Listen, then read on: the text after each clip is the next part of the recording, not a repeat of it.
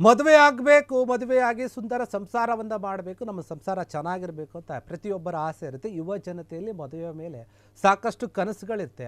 ಆಡಂಬರದಿಂದ ಮಾಡಬೇಕಂತ ಅಂದ್ಕೊಳ್ತಿರ್ತಾರೆ. ಆ ರೀತಿ ಕೆಲವರು ಅಂದ್ಕೊಂಡಿದ್ರು, ಮದುವೆ ಕೂಡ ಆಯಿತು. ಆದರೆ ಮದುವೆ ಆದಮೇಲೆ ಶುರುವಾಗಬೇಕಲ್ಲ ಕೆಲವೊಂದು ಕಾರ್ಯಕ್ರಮಗಳು, ಸಂಪ್ರದಾಯಗಳು. ಅದೇ ವಿಚಾರದಲ್ಲಿ ದೊಡ್ಡ ಮಟ್ಟದ ಒಂದು ಚರ್ಚೆ ಆಗ್ತಾ ಇದೆ ನೋಡಿ. ಮದುವೆಯಾಗಿ ಮೊದಲ ರಾತ್ರಿಯ ದಿನದಲ್ಲಿ ಆಸಕ್ತಿಯನ್ನು ತೋರಿಸಿಲ್ಲ ಅಂತ ಗಂಡ, ಅದಕ್ಕೋಸ್ಕರವಾಗಿ ದೊಡ್ಡ ವಿವಾದ ಆಗಿಬಿಟ್ಟಿದೆ. ಅದೇ ವಿಚಾರವಾಗಿ ಪುರುಷತ್ವದ ಒಂದು ಪರೀಕ್ಷೆ ಮಾಡಬೇಕಾದ್ರೆ ಆಸ್ಪತ್ರೆಯಿಂದ ಗಂಡ ಓಡೋಗ್ಬಿಟ್ಟಿದ್ದಾನೆ. ಎಂತಹ ವಿಚಾರ, ಎಂತಹ ವಿಪರ್ಯಾಸ! ಮದುವೆಯಾದ ನಂತರ ಮೊದಲ ದಿನದಲ್ಲಿ, ಮೊದಲ ರಾತ್ರಿಯಲ್ಲಿ ಆಸಕ್ತಿ ತೋರಿಸಿಲ್ಲ ಅಂತೆ. ಅದಕ್ಕಾಗಿ ಬಾ ನಿನ್ನ ಪರೀಕ್ಷೆ ಮಾಡಿಸ್ತೀನಿ ಅಂತ ಕರ್ಕೊಂಡೋಗಿದ್ದಾರೆ ಆಸ್ಪತ್ರೆಗೆ, ಪುರುಷತ್ವದ ಪರೀಕ್ಷೆ. ಆಗ ಆಸ್ಪತ್ರೆಯಿಂದ ಓಡೋಗ್ಬಿಟ್ಟಿದ್ದಾರೆ. ಪುರುಷತ್ವ ಪರೀಕ್ಷೆ ಒಪ್ಪಿಕೊಳ್ಳದೆ ಮಾಡಿಸೋಕೆ ಒಪ್ಪಿಕೊಂಡಿಲ್ಲ. ಬೆಂಗಳೂರಿನ ನೆಲಮಂಗಲದಲ್ಲಿ ಆದಂತಹ ಘಟನೆ ಇದು. ವಿಚಿತ್ರವಾದಂತಹ ಘಟನೆ.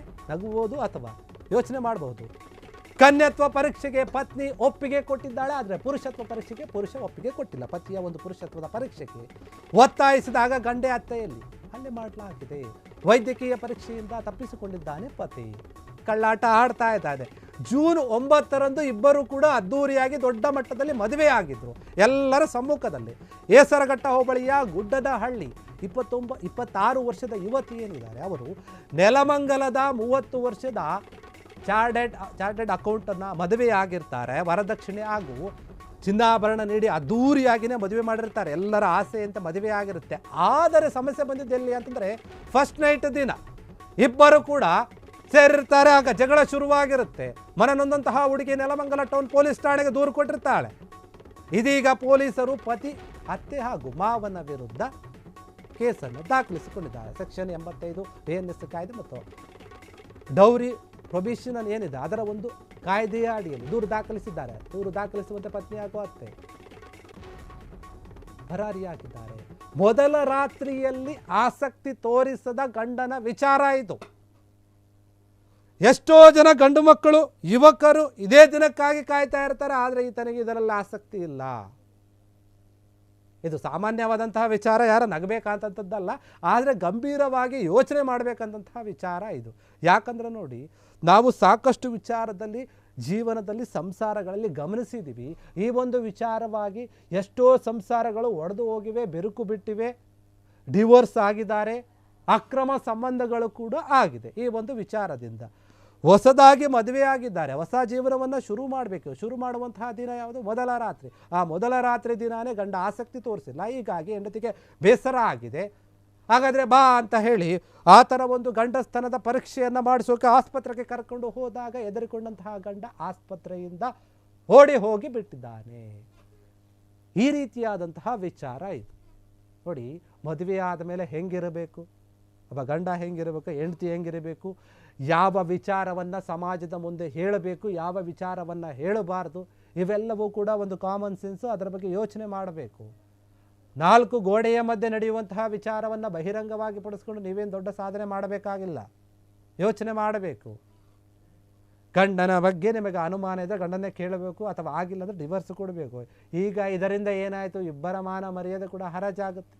ಪುರುಷತ್ವದ ಪರೀಕ್ಷೆ ಹೋಗಿರ್ತಾರೆ, ಹೋದಂಥ ಸಂದರ್ಭದಲ್ಲಿ ಒಪ್ಕೊಳ್ಳೋಕ್ಕಾಗಲ್ಲ ಅಂತ ಈತ ಪತಿ ಒಪ್ಕೊಳ್ಳಲ್ಲ. ಆದರೆ ಹೆಂಡತಿ ಒಪ್ಕೊಂಡಿದ್ದಾಳೆ, ನಾನು ನನ್ನ ಕನ್ಯತ್ವವನ್ನು ಪರೀಕ್ಷೆ ಮಾಡಿಸ್ಕೊಂತೀನಿ ನಿನಗೆ ಡೌಟ್ ಇದ್ದರೆ, ಆದರೆ ನೀನು ನಿನ್ನ ಪುರುಷತ್ವವನ್ನು ಪರೀಕ್ಷೆ ಮಾಡಿಸ್ಕೋ ಅಂತ ಹೇಳಿದ್ದಾರೆ.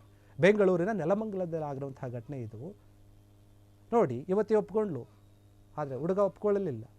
ಇದೇ ವಿಚಾರವಾಗಿ ದೂರು ಕೂಡ ದಾಖಲಾಗಿದೆ ಅಂತೆ. ಪತಿಯ ಪುರುಷತ್ವ ಪರೀಕ್ಷೆಗೆ ಒತ್ತಾಯಿಸಿದಾಗ ಗಂಡ ಮತ್ತು ಅತ್ತೆಯಿಂದ ಹಲ್ಲೆ ಮಾಡಿದ್ದಾರೆ ಆ ಒಂದು ಯುವತಿಯ ಮೇಲೆ. ವೈದ್ಯಕೀಯ ಪರೀಕ್ಷೆಯಿಂದ ತಪ್ಪಿಸಿಕೊಂಡಿದ್ದಾನೆ ಪತಿ. ಏನೋ ಒಂದು ಕಳ್ಳಾಟವನ್ನು ಆಡ್ಕೊಂಡು, ಏನೋ ಒಂದು ಸಮಸ್ಯೆ ಇರಬಹುದು, ಹೀಗಾಗಿ ಆತ ತಪ್ಪಿಸ್ಕೊಂಡಿದ್ದಾನೆ ಅನ್ನುವಂತಹ ಅನುಮಾನ ಜೋರಾಗಿದೆ. ಜೂನ್ 9ನೇ ತಾರೀಕು ಇಬ್ಬರು ಕೂಡ ಅದ್ದೂರಿಯಾಗಿ ದೊಡ್ಡ ಮಟ್ಟದಲ್ಲಿ ವರದಕ್ಷಿಣೆ ಅದು ಇದು ಏನು ಬೇಕು ಎಲ್ಲವನ್ನು ಕೊಟ್ಟು, ಚಿನ್ನಾಭರಣವನ್ನು ಕೊಟ್ಟು, ಎರಡೂ ಕುಟುಂಬದವರು ಒಪ್ಪಿಕೊಂಡು ಅದ್ದೂರಿಯಾಗಿ ಮದುವೆ ಮಾಡಿರ್ತಾರೆ. ಮದುವೆ ಆದ ಮೇಲೆ ಸಮಸ್ಯೆ ಶುರುವಾಗಿದೆ. ಮದುವೆಯಲ್ಲಿ ಯಾವುದೇ ಸಮಸ್ಯೆ ಶುರುವಾಗಿಲ್ಲ.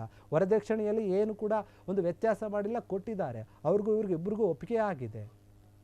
ಎಲ್ಲ ಮದುವೆ ಮಾಡಿ ಮುಗಿದ ಮೇಲೆ ಶುರುವಾಯಿತು ಈ ರೀತಿಯಾಗಿ. ಏಸರಘಟ್ಟ ಹೋಬಳಿಯ ಗುಡ್ಡದಹಳ್ಳಿ 26 ವರ್ಷದ ಯುವತಿ ಅವರು ಮದುವೆ ಆಗಿರ್ತಾರೆ. ಯಾರನ್ನ? 30 ವರ್ಷದ ಚಾರ್ಟೆಡ್ ಅಕೌಂಟ್ನ ಮದುವೆ ಆಗಿರ್ತಾರೆ, ನೆಲಮಂಗಲದವರು. ಹೀಗಾಗಿ ವರದಕ್ಷಿಣೆ ಎಲ್ಲವನ್ನು ಕೊಟ್ಟು ಮದುವೆ ಆಡಿದ್ಮೇಲೆ ಈ ರೀತಿಯಾಗಿದೆ. ಫಸ್ಟ್ ನೈಟಲ್ಲಿ ನಮಗೆ ಇವರು ಸರಿಯಾದ ರೀತಿ ಸ್ಪಂದಿಸ್ತಾ ಇಲ್ಲ ಅಂತ ಹೇಳಿ ಮನನೊಂದು ಯುವತಿ ಏನು ಮಾಡಿದ್ದಾಳೆ? ನೆಲಮಂಗಲ ಟೌನ್ ಪೊಲೀಸರಿಗೆ ಹೋಗಿ ದೂರು ಕೊಟ್ಟಿದ್ದಾಳೆ. ಇದೀಗ ಪೊಲೀಸರು ಕೂಡ ಪತ್ನಿ, ಅತ್ತೆ ಹಾಗೂ ಪತಿ ಏನಿದ್ದಾರೆ ಗಂಡ ಮತ್ತು ಅತ್ತೆಯ ಮೇಲೆ ಮಾನಹಾನಿ ಅಂದರೆ ಮಾವನ ವಿರುದ್ಧ ಕೂಡ ಕೇಸ್ ದಾಖಲಿಸಿದ್ದಾರೆ. ಸೆಕ್ಷನ್ 85 BNS ಮತ್ತು ಡೌರಿ ಪ್ರೊಬೇಷನ್ ಆ್ಯಕ್ಟ್ ಏನಿದೆ ಸೆಕ್ಷನ್ 3-4 ಅಡಿಯಲ್ಲಿ ಪ್ರಕರಣವನ್ನು ದಾಖಲು ಮಾಡಿಕೊಂಡಿದ್ದಾರೆ. ದೂರು ದಾಖಲಿಸುವಂತೆ ಪತ್ನಿ ಹಾಗೂ ಅತ್ತಿ ಇಬ್ಬರು ಕೂಡ ಪರಿಹಾರ ಆಗಿಬಿಡ್ತಾರೆ, ದೂರು ದಾಖಲಾಗ್ತಿದ್ದಂತೆ.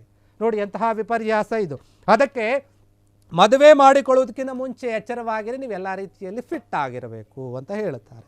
ಕೆಲವೊಬ್ಬರ ಹೆಣ್ಣು ಮಕ್ಕಳ ಒಂದು ಎಕ್ಸ್ಪೆಕ್ಟೇಷನ್ ಬೇರೆ ರೀತಿಯಾಗಿರುತ್ತೆ, ಬೇರೆ ಬೇರೆ ವಿಚಾರಗಳಲ್ಲಿ. ಇದನ್ನು ಕೂಡ ಗಮನಿಸಬೇಕಾಗುತ್ತೆ. ಇದು ಗಂಭೀರವಾದಂತಹ ವಿಚಾರ.